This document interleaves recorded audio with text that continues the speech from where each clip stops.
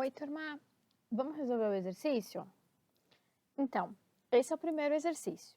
E ele fala assim, que eu quero determinar os conjuntos de A união com B e A interseção com B, representando-os na reta, sendo o conjunto A de 2 fechado até 4 fechado e de 3 fechado até 6 aberto. Quando eu represento na reta, eu sempre tenho que tomar o seguinte cuidado. Eu tenho que colocar o 2 e o 4, pode ser mais ou menos aqui, que é o dos elementos do A. Como o 2 é fechado, eu pinto a bolinha do 2, eu pinto a bolinha do 4 e eu achuro entre esse intervalo. O que significa esse intervalo? Significa que são todos os números reais entre o número 2 e o número 4.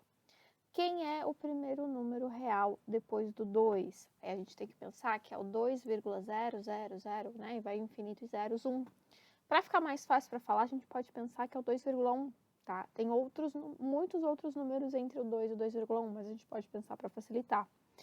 Quando a gente tem já o conjunto B, que é o 3 fechado e o 6 aberto, significa que o 6... Não, o 6 também é fechado. Significa que tanto o 3 quanto o 6, eles entram nessa situação.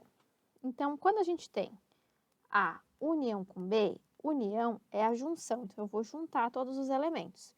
Então, eu gosto de fazer aqui assim, ó, um pontilhado, para me ajudar a ver mais ou menos onde começa e onde termina. Então, começa no 2. A gente pode fazer uma associação com figurinhas, com álbum de figurinhas. E é como se o álbum de figurinhas A são as figurinhas que eu tenho e o B são as figurinhas que vocês têm. Então, quando a gente vai juntar todas essas figurinhas, como que vai ficar o nosso álbum conjunto? Bom, ele vai ficar desde a figurinha A, vai continuar até na figurinha 3, depois vai continuar na 4, na 5 e eu vou ter até a 6 preenchida. Então, eu tenho todas essas figurinhas aqui.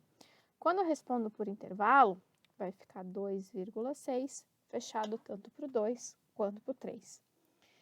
Quando eu quero fazer a interseção, eu estou perguntando o que os dois conjuntos têm em comum. O que os dois conjuntos têm em comum é este pedaço aqui, ó, né? São os números entre o 3 e o 4. O 3 fechado e o 4 fechado também. Então, Então, vai ficar o 3 fechado e o 4 fechado também. Tudo bem? Aqui é uma outra alternativa, tá? Que é quando a gente tem do menos 2 fechado até o 0. Então, eu vou colocar o menos 2 aqui e vou fechar. E o 0, como ele está com parênteses, significa que ele é aberto. Não é um ideal a gente usar, mas várias questões e livros usam. Mas eu prefiro usar o colchete aberto, mas acontece. E o conjunto B, ele aparece desse jeito aqui. Mas o que ele está me falando? Que ele é do menos 1 até 1. Como é que eu tenho esse igual, significa que ele é fechado. Como ali eu não tenho, ele vai ficar aberto. O menos 1, ele está mais ou menos aqui. Enquanto o 1 aberto, ele está aqui. Então, para eu poder fazer a união, eu vou juntar todos esses elementos. Então, ó, o conjunto A, ele tem um elemento menos 2. Então, eu vou pintar essa bolinha. Depois vai continuar aqui, por quê? Todo esse pedaço aqui, o conjunto A tem, né? Então, o conjunto A vai ceder aquelas figurinhas. O nosso problema seria, por exemplo, aqui nesse 0. Porque o conjunto A não tem aquele número. E o conjunto B tem. Então, o conjunto B cede e a gente acaba tendo aquele número. Por isso que a gente continua churando. O número 1, nenhum dos dois conjuntos tem. Por isso que ele continua com a bolinha aberta. Significa que eu tenho um número anterior a 1, que é o 0,99999 e infinitos 9. Como eu quero escrever com colchete também, então fica menos 2,1 e 1 aberto. Quando eu quero fazer a interseção, eu tenho que pensar o que os dois têm em comum. E o que os dois têm em comum é este pedaço aqui. Ou seja, é do menos 1 até o 0. Os dois conjuntos têm que ter os mesmos números. Então, os dois conjuntos têm o menos 1? Sim, porque se aqui está achurado, significa que essa bolinha aqui do menos 1, ela está pintada, tá? Então, eu vou pintar essa bolinha aqui na minha resposta. Esse pedaço aqui que eu estou achurando, os dois conjuntos também têm. Agora, o 0, eu posso falar que os dois têm?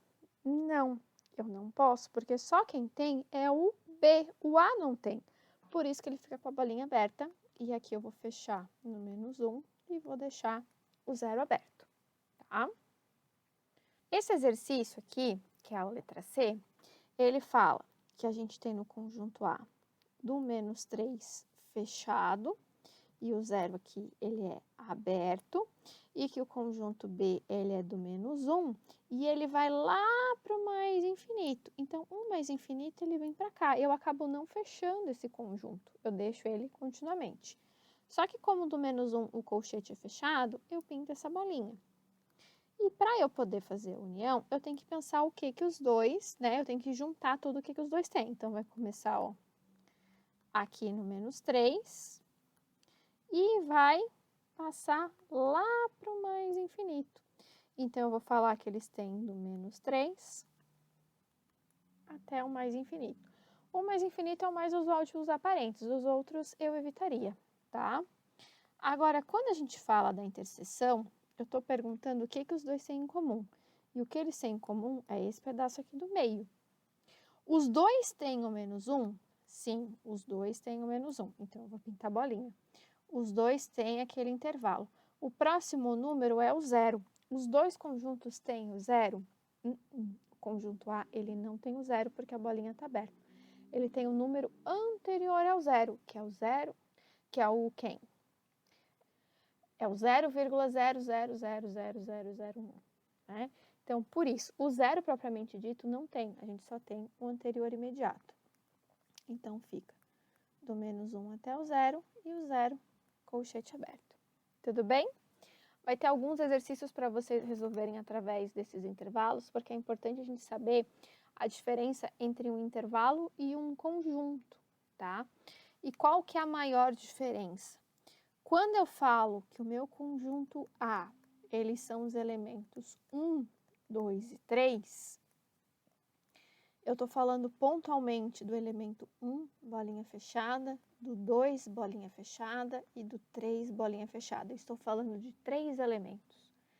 Quando eu digo que o A é o intervalo de 1 a 3, eu estou falando que eu tenho todos os números entre 1 e o 3.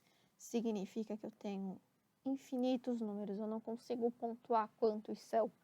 Então, essa notação é completamente diferente dessa de baixo. E era isso que eu esperava que vocês entendessem com essa aula, tá?